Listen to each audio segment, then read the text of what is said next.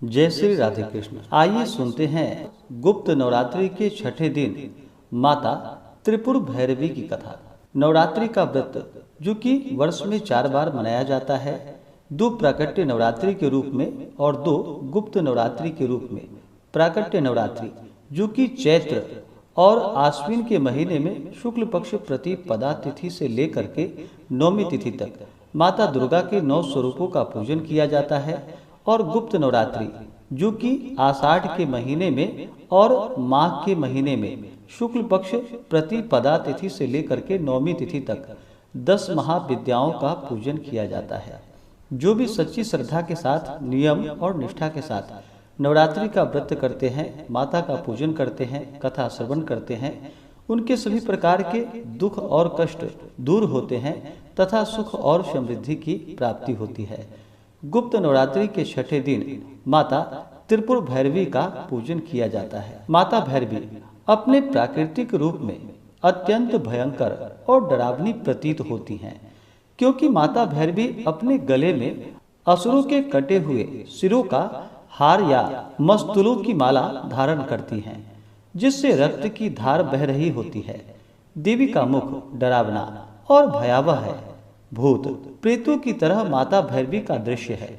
देवी वह शक्ति हैं जो चाहे दाह संस्कार के माध्यम से या प्राकृतिक क्रियाओं के माध्यम से मृत शरीर को उसके घटक भागों में वापस बदलने की अनुमति देती हैं।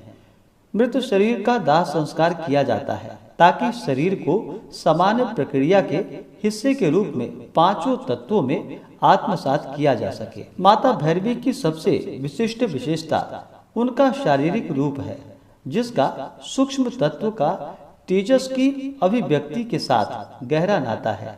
वह तापस के रूप में जानी जाने वाली, परिवर्तनकारी गर्मी और तेजस के रूप में जाने जाने वाली दिव्य रोशनी दोनों का प्रतीक है।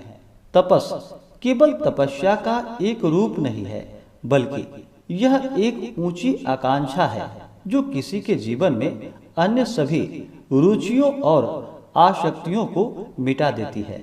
वह जीवन की मौलिक इच्छा शक्ति भी है, जिस पर महारत हासिल करने के लिए हम कड़ी मेहनत करते हैं। मन एकाकी रूप से एकाग्र हो जाता है जब इसे इसके साथ आनंदमय एकता के लक्ष्य पर स्थिर किया जाता है। इस एक चित्तता के लिए अद्वैत का अनुभव संभव है, जिससे सभी नाम और रूप मिट जाते हैं। एक आकांक्षी जो शुद्ध आनंद बनने के लिए अपने मन को खाली करने में सफल होता है, उससे अपना वास्तविक लौकिक रूप प्राप्त कर लिया है। चतुर्षष्ठी योगिनी में 64 योगिनियों का उल्लेख है। यह प्राचीन भारत में दिव्य शक्तियों के जो कि एक रहस्यमयी पंथ है। ये 64 योगिनी स्वयं को माता भैरवी की दासी मानती थी। इन योगिनियों की आदिवासी परंपराएं थी। इन योगिनियों को तंत्रवाद से जोड़ा गया था, क्योंकि वे देवी काली और भैरवी की विनाशकारी शक्तियों का इस्तेमाल करती थी। योगिनी प्रकृति के 5 तत्वों पंचभूतों पर नियंत्रण करने के लिए शरीर और मन को नियंत्रित करने की इच्छा रखती हैं। यह माना जाता है कि उम्र बढ़ने और शरीर की अन्य प्रक्रियाओं को बताने के लिए महिलाएं प्रजनन क्षमता के माध्यम से अपनी सृजन की शक्ति का उपयोग कर सकती है। माता त्रिपुर भैरवी मूलाधार चक्र की अधिष्ठात्री देवी हैं। माँ भैरवी को कुंडलिनी शक्ति के आधार मूलाधार चक्र की अधिष्ठात्री देवी कहा गया है। मूलाधार चक्र को जागृत कर वह हमें माया से, सांसारिक भ्रम से ज्ञान की ओर ले जाती हैं। माँ भैरवी को संहारक शक्ति माना जाता है। हालांकि 10 महाविद्याओं में कई महाशक्तियां हैं जो विध्वंसक के रूप में कार्य करती हैं, जैसे माँ छिन्नमस्ता संहारक शक्ति हैं। माँ काली ब्रह्मांड की सर्वोच्च संहारक शक्ति हैं। माता भैरवी हमारे जीवन में उपस्थित सभी बुराइयों की संहारक शक्ति हैं, जो हर दिन अपने कार्यों में कार्यरत रहती है। माँ भैरवी हमारे शरीर की कोशिकाओं को धीरे धीरे नष्ट करती हैं ताकि नई कोशिकाओं का निर्माण हो सके। वे हमारी सृजन की शक्तियों को बढ़ाती हैं। ताकि वृद्धावस्था जल्द न आ सके। वे हमारे अज्ञान को नष्ट करती हैं। उनके विध्वंसक कार्य निरंतर चलते रहते हैं। इस अर्थ में वे निरंतर परिवर्तनशीलता की एक महाशक्ति हैं, जो अपरिहार्य माँ भैरवी हमारे शरीर को जन्म से मृत्यु तक ले जाने वाली महाशक्ति है। तो आइए सुनते हैं माता त्रिपुर भैरवी से जुड़ी हुई कथा। तो बोलिए प्रेम से माता त्रिपुर भैरवी की जय। माता त्रिपुर भैरवी का संबंध महिषासुर नामक राक्षस के वध काल से है। देवी लाल वस्त्र और अपने गले में मुंडमाला पहनी है और अपने शरीर पर रक्त चंदन लगाती है। देवी अपने दाहिने हाथ में जप की माला और एक किताब रखती हैं। उनका बायां हाथ अभय मुद्रा को दर्शाता है और वे कमल के आसन पर बैठती हैं।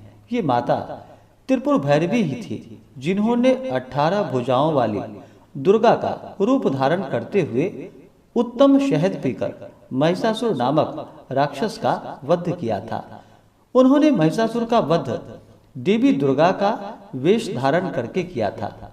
साधना से संबंधित देवी काम, लोभ, क्रोध, ईर्ष्या, नशा और भ्रम को मनुष्य के स्वभाव या दिनचर्या से मुक्त करती है।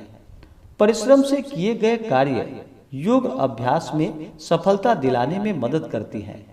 मनुष्य सभी प्रकार के विकारों या दोषों को दूर करके ही योगाभ्यास के उच्चतम स्तर पर पहुंच सकता है।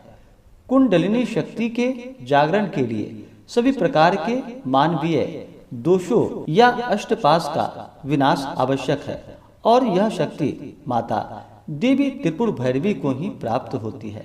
माता त्रिपुर भैरवी को 2 अलग अलग छवियों के रूप में चित्रित किया गया है।